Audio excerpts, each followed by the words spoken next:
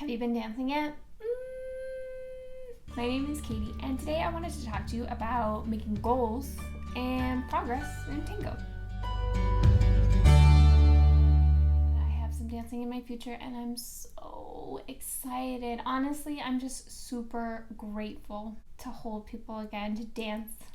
My heart is full. While my goal for the next few weeks, honestly, is just to enjoy everyone and everything, I am moving, and I found some old trackers and reflections and notes about tango, and so I thought I would share them with you as tools that might be helpful in thinking about your own progress.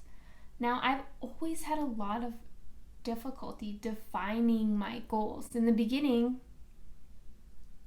my goals were kind of all over the place and they were not very measurable. I honestly didn't have very viable ideas on how to get there. So while I desperately wanted to get better and to do more, I wasn't exactly sure on how. I was taking lots of classes, private lessons, listening to music, watching videos endlessly.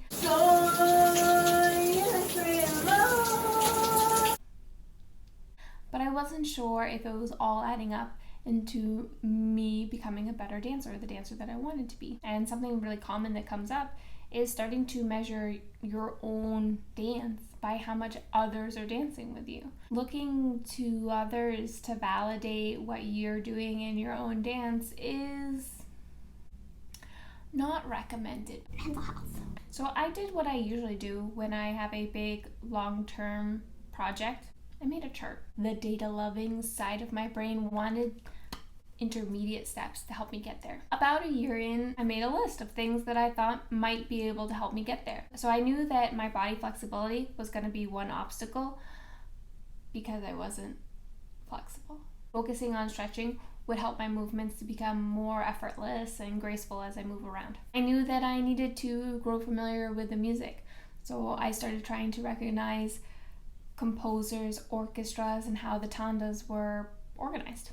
Another easy step was watching videos, and that for me has changed over time, and I'd love to do maybe another video about what I look for when I'm watching a video. And of course, working on balance and posture really as early as possible just pays compound interest, and it's one of the things that still plagues me when I'm watching my own videos. The other thing that I looked at was what I was doing each month. How many practicas, how many milongas, how many classes did I attend, and if I took any private lessons. I also kept space for notes. These were just which classes I took or any key takeaways that I wanted to implement or remember going forward. And then in this section here, I honestly wish I had done this more. Writing down the first time that you execute something in a practica, in a milonga, the first time that you meet and dance with someone, the first time that you go to a particular event, not only gives you a sense looking back on the progress that you've made, but also is just really nice for your own memory keeping in this whole decades-long adventure that we're all going on. Another small thing that I would keep here is compliments. I think we have all experienced our confidence in tango really. So keeping a space for positive feedback is just going to help you in those hard and dark times.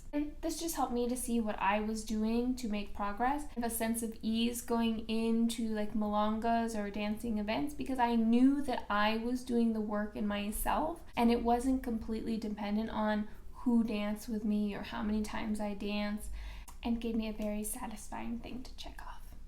The second exercise that I did was kind of a mental exercise that helped me to continue looking at my dance and the quality of my dance opposed to the quantity and number of steps that I could do or sequences or what have you. I knew that I wanted to be a good dancer, but there's a lot of good dancers and they all look different and unique. Something that helped for me was identifying what qualities I wanted to have as a dancer.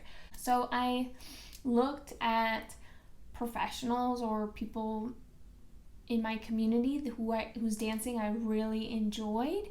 And I thought, well, what qualities do they have that I want in my own dancing?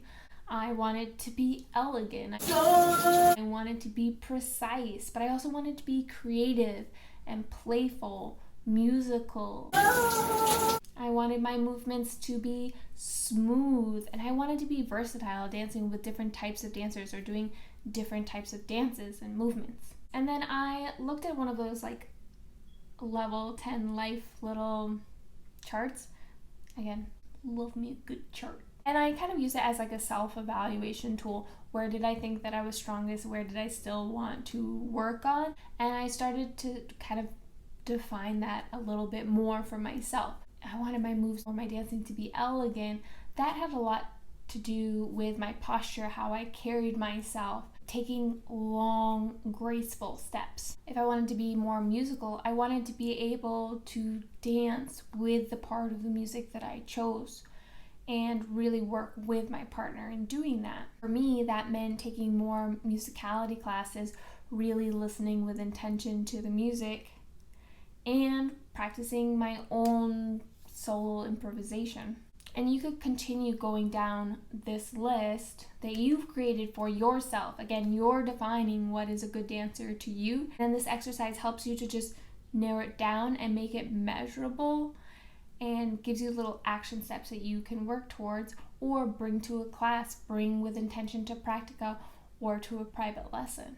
And again, this isn't to say that you have to analyze tango or take all the life out of it, but it is a skill, and bring that to your community, bring that to the people that you're dancing with. Thank you so much for joining me today as we talk about tango. I hope that you have pleasant progress in tango and divine tandas. Take care.